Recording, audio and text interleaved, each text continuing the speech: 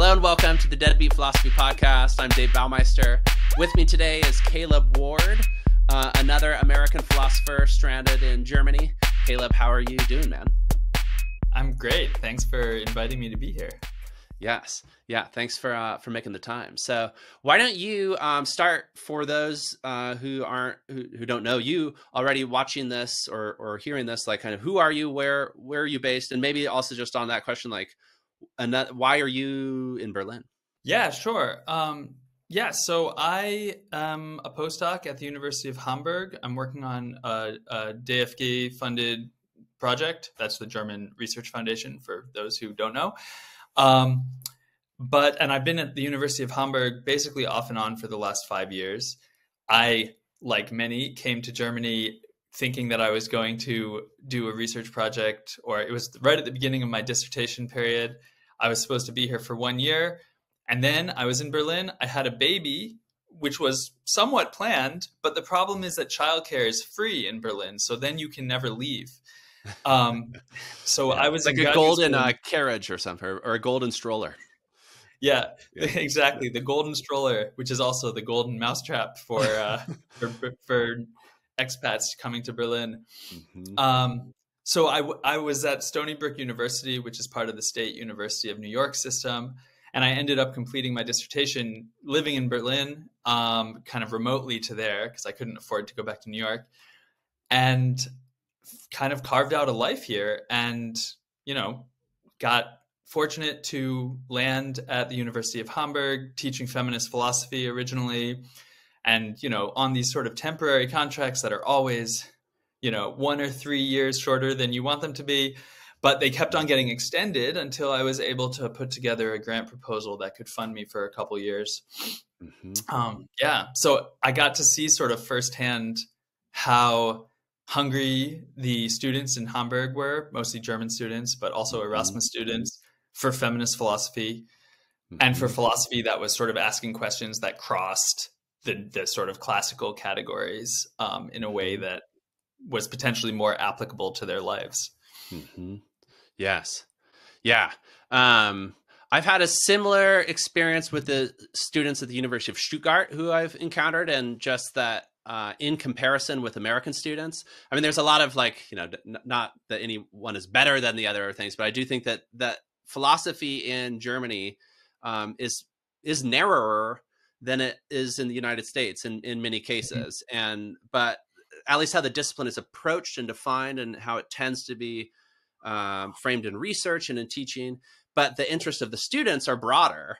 Let me ask you first, though, before moving on to the themes themselves. Like, as an American living in Germany right now, like, what's like your gloss on like your view of American-German relations? Or like, let's say if you had the opportunity to move back to the US right now, like that was kind of equally, let's say like equally secure in some ways, like, would you do it? Or is like, are you not going back?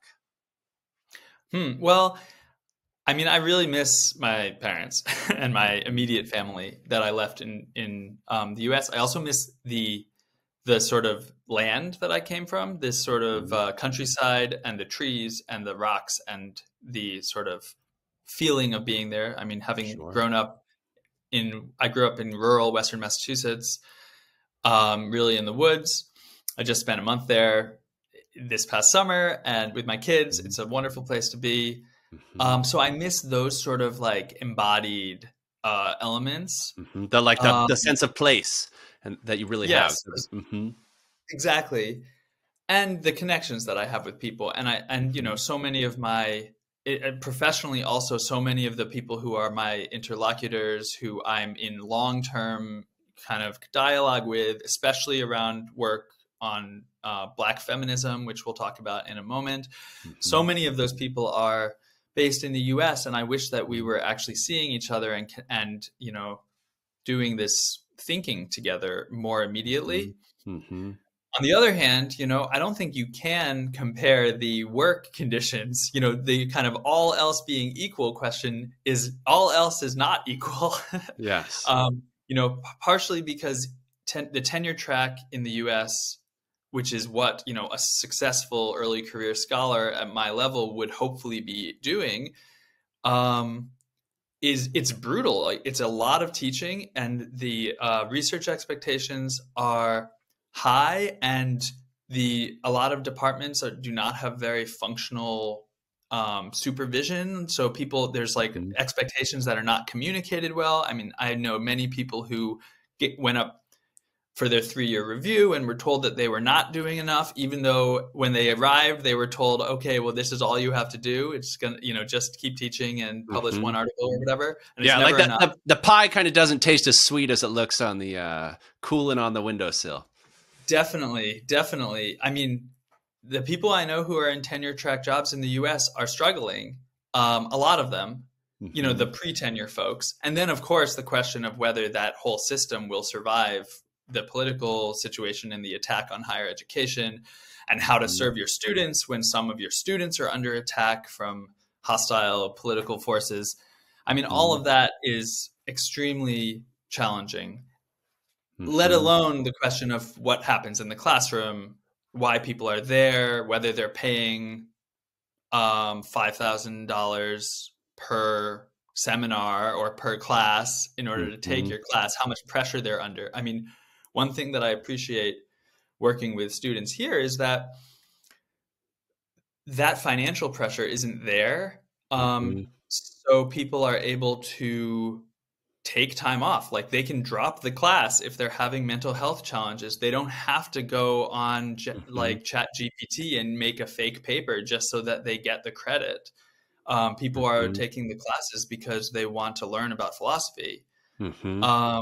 And if they have to drop it, or if they have to take an extra 2 years, then BAföG for now will cover them for that extra time.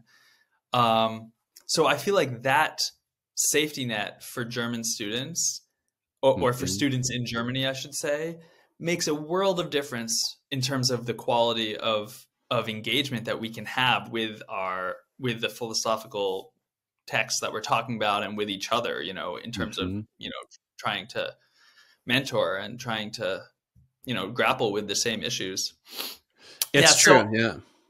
To sum up, I'm not, I'm keeping an eye out for jobs in the US, but I'm pretty comfortable for the short term here in Germany. Okay. Very good. Yeah. And like, I don't know, just like in like the macro sense, like, I don't know how you feel. It's like, if it depends on how you feel about what's unfolded in the US, like since the Trump administration, this one, and, and then how you feel about what it means to live in another country, and like how global politics and the winds of change just kind of seem to permeate everywhere. But sometimes I feel like relieved to live in Germany, not in the US, just like kind of following the situation there. But then at the same time, I wonder if that's kind of like an illusory sense of relief, you know what I mean? Or what that even means. It's weird. Yeah. I mean, this connects to some of the activist work of Audre Lorde, the thinker that I'm working on. I'm writing a book about Audre Lorde. I'm hoping that it will be called The Unflinching Philosophy of Audre Lorde. It might not actually end up being called that, but it will be coming out sometime at the end of next year. We'll see what the marketing team does, huh? Yeah, exactly. We'll see. We'll talk to my editor. But so she was a poet and a Black feminist poet, lesbian, activist, and teacher, who was mostly active in the 70s and 80s. She died of cancer at a relatively young age in the early 90s. She is widely known in Germany because she spent many years in Germany in the 1980s and played an instrumental role in the kind of resurgence of a Black German movement. She was a mentor to a lot of the women, especially who published some of the first works that were exploring Black German experience, and founded some of the organizations. So here in Berlin, especially, she has quite a strong presence. But she was also very influential in a lot of the kind of framing political thought that is now pervasive across activist movements, ranging from the disability justice movement, from anti-apartheid and, Palestinian rights movements, and Mm-hmm. also to, you know, anti-sexism, anti-racism, queer liberation. All of these sorts of movements have drawn a lot from her vision, which has to do with a question of how we deal with differences within a movement. Like, what does coalition look like across genuine differences among people? Which in her biography comes from the fact that she was a Black feminist lesbian who was an outsider in the women's movement because she was a Black woman who was, and a lesbian who was, you know, vocal about the issues that faced her life. But she was also an outsider in the Black liberation movement, the kind of Black nationalist movement in the 60s. And her most famous book of essays is called Sister Outsider, which has also been translated into German. Sure. So and that has the master's tools will never dismantle the master's house essay, right? Which I think is, right. If people encounter Lorde in like a, you know, introductory or feminist theory survey course or in other things, that might be the text and then the phrase that she's best known for. But she had despite dying relatively young, she was quite prolific, right? And then, and that's very interesting to note. So theoretically, but also in terms of praxis and her influence upon activist movements. Could you give like an example? Maybe I was thinking there, as you mentioned this, with these maybe like oppositional activist movements, or what is it that defines and unites these types of activist movements? What might be like the Lordean element? If there's like a structure that, you know, these are different forms of difference, right? And different kind of groupings of humans and different issues at play in these different movements, but what unites them, and what is that? Where can we kind of see Lorde's touch in a certain sense in how they operate? Well, she has a few, I mean, there are actually different. So it's interesting because you said that she was prolific, and, you know, she was a prolific poet. But in terms of prose, she actually, you know, didn't write that much. I mean, she basically wrote 3 relatively short books of essays and then 1 longer kind of biomythography, which is a mix of a memoir and a kind of mythography, you know, a building of myth. Yeah. But she was very fecund, I guess. Like, her ideas, you know, many of her major contributions that influenced these movements were in 4-page long essays. You know, it's like, if you think of a 4-page piece, like the master's tools will never dismantle the master's house. I mean, it was a speech, and or it was comments at a panel at a conference originally, and it's like 5 pages long. So, and you know, and in that case, was it something that she wrote and then read, or was she also as a poet extemporaneous in theorizing? No, I think when she was working in, well, all right. So that piece she definitely wrote.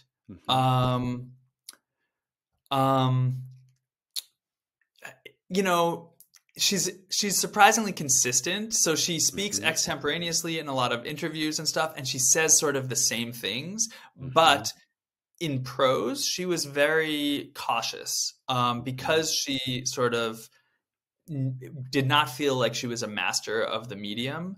She felt like she was, and as a poet, she was always revising, just like endless revision. I mean, basically on her deathbed, she was finishing the revisions of a retrospective of 30 years of poems that went back to when she was in her 20s. And so I would say, you know, her work is quite composed in that sense. Although there's a great wealth to be drawn from listening to recordings of her teaching, interviews that she did on the radio, or, you know, or reading the transcripts of interviews. I'm drawing on all of these sources. So the question of how her thought has influenced these different movements, you know, one of her essays is called The Uses of the Erotic. And that is also about a 5-page long piece, you know, another tiny piece. And it basically identified how, for people whose erotic experience and whose sort of sexuality is targeted for exploitation in a society, so specifically she's speaking to women, but this idea actually travels quite well also for disabled people, also for other people whose sort of body, like physical, sensual existence is denied a kind of place in their own agency.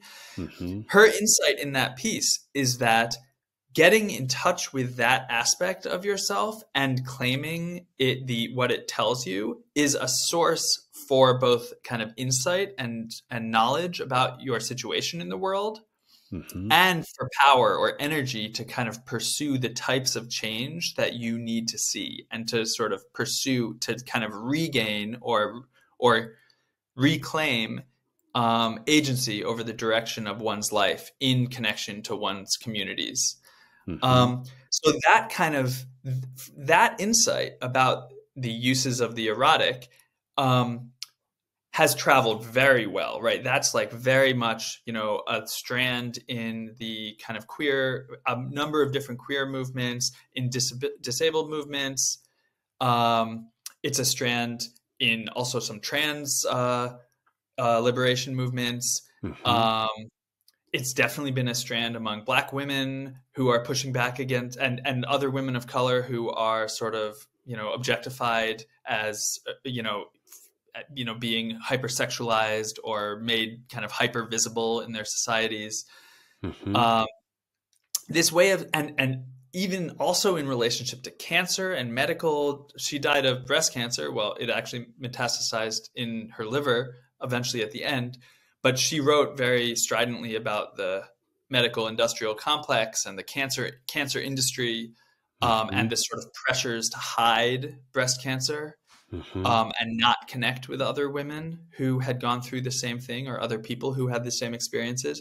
So this question of who owns the body, what does it look like to reclaim your sensual connection to your body in the face of a institutional setting like a hospital or a medical industry that is seeing your body as a source of, as a consumer, as a source of marketing, or as a source of profit, or as something that's just like purely instrumentally important. Like, well, we just need to get you to survive. We don't care if you're still able to do what you used to be able to do or what you want to do.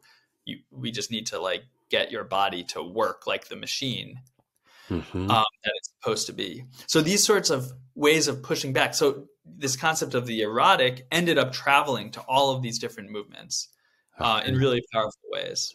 And just to be clear, so I find that really interesting, like structurally, like in a different way, let's say maybe an opposing way, or a way that this is, you can kind of read it in contrast with, would be maybe, like more of a traditional Marxist analysis with like class consciousness or something, an ideology. So it could just be, well, here you're opposed to like the erotic, the sexual exploitation of people in society, and you realize that their erotic selves are a product of that.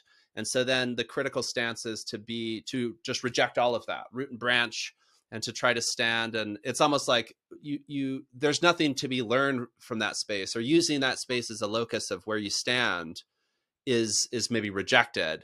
Whereas this, it seems, it would be correct to say that that's kind of one of the new insights, or maybe, I don't know if you would claim that Lorde is kind of unique in innovating this, or if it's something maybe generational about the theory in those spaces in this time, but to kind of occupy the position of the oppressed, and from there moving out. I mean, I guess there's maybe some echoes of the master-slave dialectic there as well, and the Fanon's work.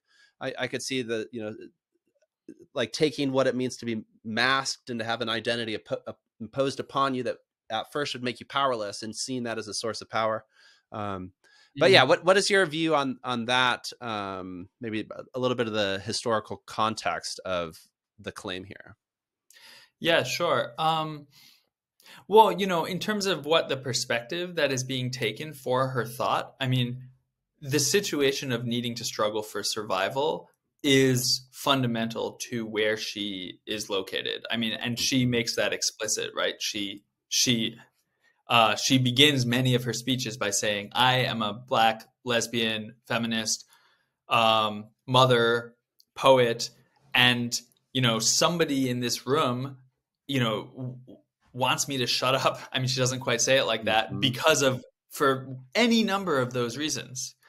And so she basically is occupying this position where she is under attack, and not just, you know, making her shut up, but also wanting her to, you know, like, people were burning crosses on the lawns of mixed race families, of you know, interracial families in her neighborhood in Staten Island. Like, the struggle to survive in the face of that was very real for her. And that's kind of, but she wants to say that everybody, there's a struggle to survive and kind of be human in a dehumanizing structure, exploitative structure. And this is sort of a resonance with Marx and with Fanon in some sense. That struggle is common to everybody who's living within that structure. So she encourages people to find where their own struggles are. Like, where is it that you know, what is your position in this structure? And then figure out from there, what is it that you need to transform? Or recognize, well, you know what, this whole structure is set up to benefit me. So, you know, I guess now I have to confront all of the ways that it's benefiting me. In terms of the history of ideas that's coming into, I do think there's a resonance between her view of the erotic and some of Marcuse's analysis in Eros and Civilization. And so maybe some psychoanalytic valences too. I think so. I mean, Lorde was pretty suspicious of the stories that psychoanalysis tells, because they're so stereotyped in relation to heterosexuality and, you know, daddy, mommy, me stories. And, you know, here she is raising her children in a lesbian relationship. You know, the question of, this sort of idea of, I mean, so things were more complicated for her, and she rejected sort of simple explanations. On the other hand, the recognition that of the connection between these drives and the sort of capitalist system that is oriented toward profit, I think she saw that very intuitively, and I think it was really in the air, especially, you know, coming out of the 60s. I don't think she necessarily, I mean, I know that she also taught Fanon, at least in a co-taught course that she taught in the early 70s in New York. She doesn't really cite him, but she does become involved in a lot of transnational struggles and anti-colonial struggles. And she cites Nyerere, the first prime minister of Tanzania, for example. She quotes him, you know, from a speech that she probably heard on the radio or something. I don't know. But she often is quoting him about the sort of way in which movements kind of calcify and become sort of fixed in a way that resists the flexibility and the ability to change and respond to, you know, the needs of different people within them. So she is interested in, because she sees that as what happens in the feminist movement, when the feminist movement says, okay, we've come up with an analysis, you know, the mostly white led feminist movement says, we've come up with an analysis of gender oppression. Now we need to, you know, fight the patriarchy. But then they reject sort of the analysis of racism that's happening within the movement, or the fact that, you know, that homophobia is still dominant in the movement and stuff like that.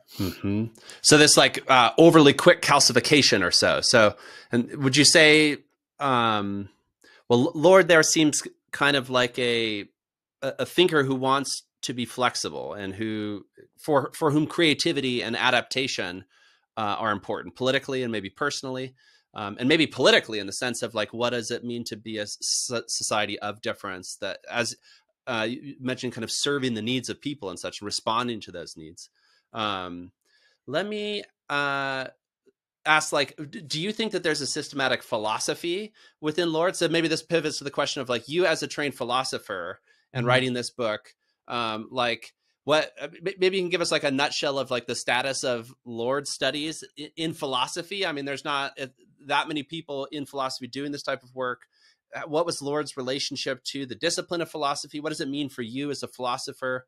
And read, because obviously Lorde, I mean, as a poet and a thinker, what's at stake for you there? And then also kind of this question of like, how would you even, like in your own biography, how did you arrive at this, if given the fact that Lorde is so infrequently encountered in the discipline of philosophy?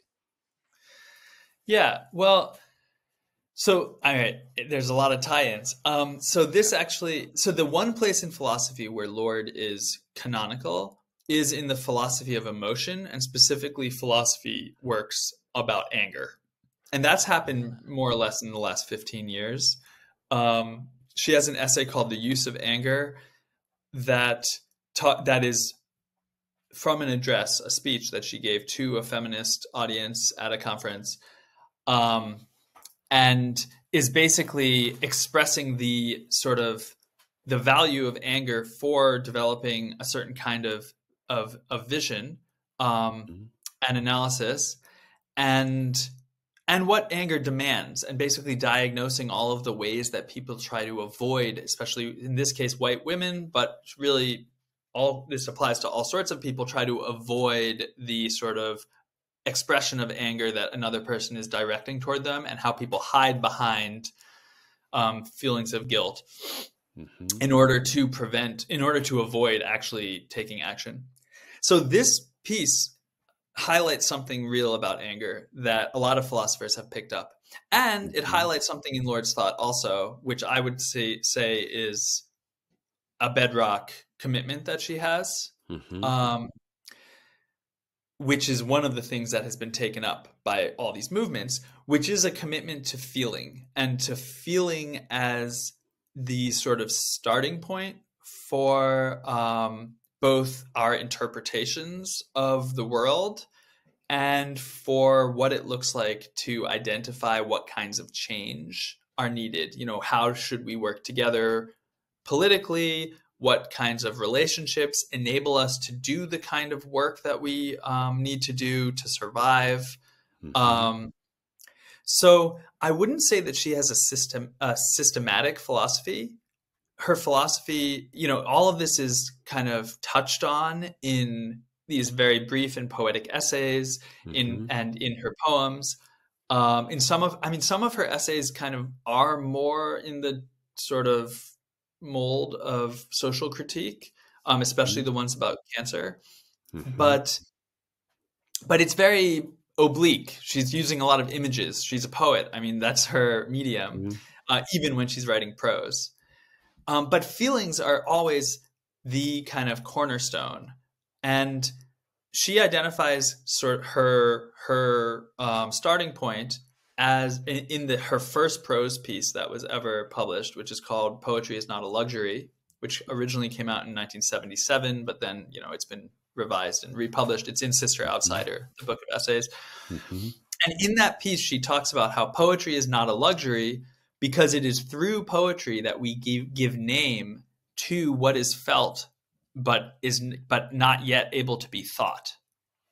And so through poetry, through the poetic image that is invented by the poet, the information that feelings can give us becomes something that we can then kind of communicate with others about and then examine.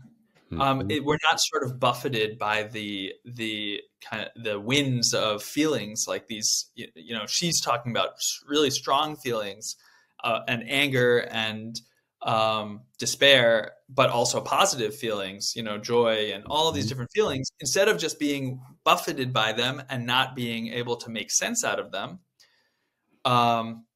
especially if they don't match up with the sort of dominant stories that are told in a society about what's going on and what's right and wrong. She says, well, okay, we use poetry to create the words, that the image that enables the examination of those feelings, and then, you know, give name to the nameless so it can be thought, is the quote. And then through that process, we can kind of create a new way to think through the ideas that we've been sort of thinking about forever. So she says, there are no new ideas. There are only new ways of making them felt. Mm-hmm. And my interpretation of that is that, you take an idea like freedom, which has been hashed out in different ways for hundreds, if not thousands of years, especially by philosophers. Mm-hmm. And she's going to say, you know what? Coming up with the new theory of freedom is not going to save us from all of the forces that are trying to make people unfree. Mm-hmm. The problem is not that we don't have a good theory of human rights, for example. The theory of human rights is fine. It's just an idea, though. And so there has to be new ways of bringing that into making that, of feeling that, and recognizing how that sort of appears in life, and through that kind of felt impact of those ideas. That's the only way that a new approach to human rights or to freedom or to, any kind of democracy, I'm using all these very political ideas, but the only way that those can actually grow and become something new is through starting from the feeling of how my life actually goes. So that's that's where the rubber hits the road, as it were. Exactly. Yeah. I really like that, and also just, you can it's also a sort of rejection of individualized rationalism and the kind of the reason emotion split, and the intelligibility versus unintelligible, and that these kind of dualisms within philosophy that that privilege reason over emotion, that privilege explicit already known things than those that are more inchoate. But it also seems like it is open to embodiment. There's maybe parallels there with phenomenology. I was even thinking at one point about Heidegger with poesis, his view of poetry. They're such different thinkers, but nonetheless, this sense of that there are things on the edges of what we can say and articulate theoretically with philosophy, let's say, that are maybe the driving force. And that's really where we should focus our attention. And so other forms of communicating, be it poetry or, I don't know. I've seen some of these videos with Lorde dancing. It seems that they were a dancer, and this sense of seizing the day and living in the moment too, and prioritizing those around you and the intimate connections that you have. All of that seems like a breath of fresh air in terms of philosophy. Is Lorde someone that you think, and I don't know if this is a conclusion in your book or so, that more philosophers ought to read, that should be taught more, that philosophers or non-philosophers have more to learn from than has heretofore been learned from? What's kind of your takeaway of why people, especially those who aren't familiar with Lorde already, why they might realize that she matters? Yeah. Well, yeah, I think that her work is extremely philosophically rich. There's a lot of themes in epistemology about the role of feelings in developing knowledge that I think epistemologists need to pay attention to in Lorde, and also about agency, and also about political action and, change, and among other areas. There's also this question about identity and how are you all of these different things at the same time, and what does it mean to integrate those aspects of who a person is into one sort of life and one, into one kind of project, or into the projects of a single life. Do you think the term intersectionality should be applied there, or what's your view of that, just as a concept? Well, she's definitely one of the thinkers. She's definitely one of the thinkers who laid the groundwork for the concept of intersectionality. She and her peers in the 1980s and 70s, definitely this sort of refusal to let any of these core aspects of who she was be bracketed in order to figure out to say, okay, well, yeah, but can't you just put aside the lesbian stuff for a minute and just support the leftist movement? And it's like, well, no, because my needs as a human being are directly formed by the commitments that I have to having a family with the woman that I love. That's her perspective. So the leftist movement will just create a future where I continue to be oppressed, speaking Lorde's words. So that sort of inability to bracket is the basic insight that I think motivated Kimberly Crenshaw when she came up with the concept of intersectionality, because she's like essentially critiquing the legal structures that bracket specific aspects of a person's position in order to pass judgment over whether they've been discriminated against. So in that sense, yes, very much connected to intersectionality. I subscribe to the view that intersectionality is more of an assessment, a conception of oppressive structures and institutions rather than an identity theory. But so I wouldn't say that intersectionality is a word that I would use to understand her identity, because I'm just not sure if that's what intersectional actually could be. Yeah, it's almost like, and it's almost kind of external oppressive forces that intersect the juncture of who one is. Right. It's the failure. Yeah, exactly. Yeah, but I do think, in terms of the audience, though, to return to that question about what do I hope that philosophers will, how is this positioned relative to philosophers using Lorde's work? I could have written a book that just made the case for philosophers to read Lorde because she's a useful tool for the things that philosophers are already doing. And I think, I think the publisher would have also been happy to sell that book to a bunch of philosophers. But there's actually a way in which Lorde demands that you kind of come to her a little bit that I'm trying to bring out, which is to say that in order to really understand what it is that she's saying and kind of feel what it means for your life and also your philosophical work, you have to kind of change the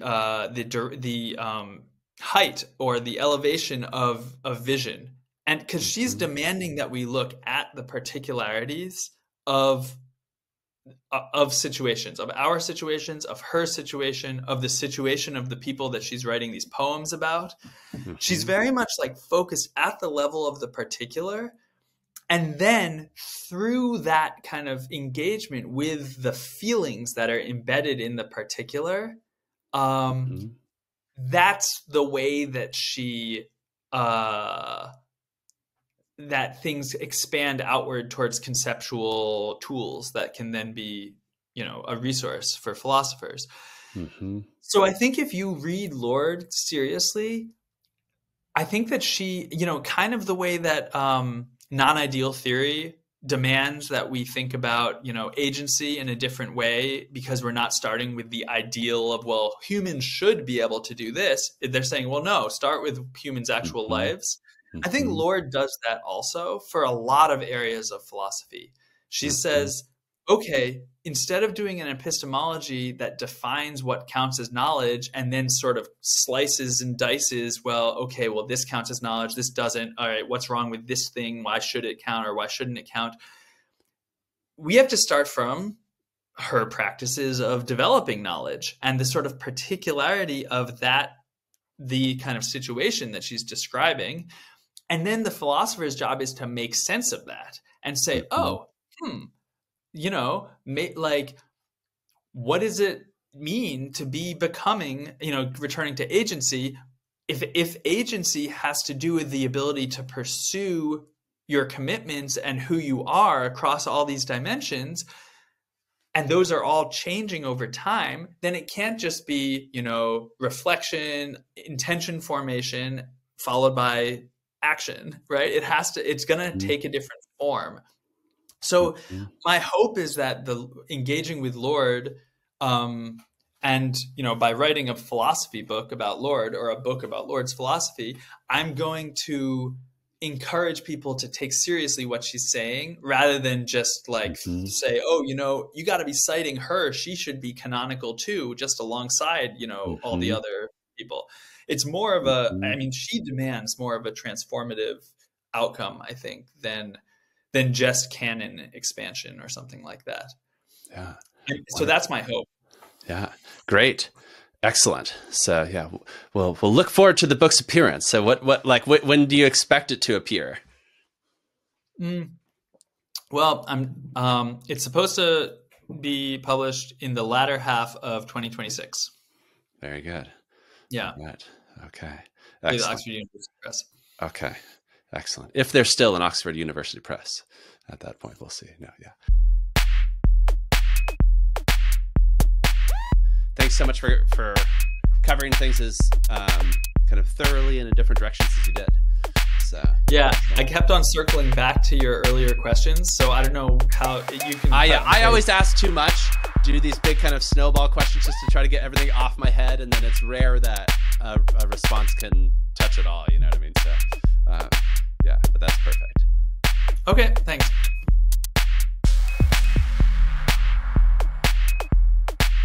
We hope you enjoyed this conversation with Caleb Ward. The Deadbeat Philosophy Podcast is a co-production of Deadbeat Media and the Museum Hegel-Haus, Stuttgart.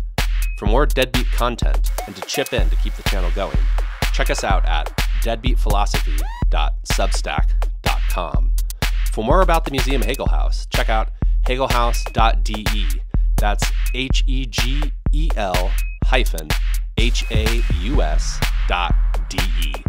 Adios and auf Wiedersehen.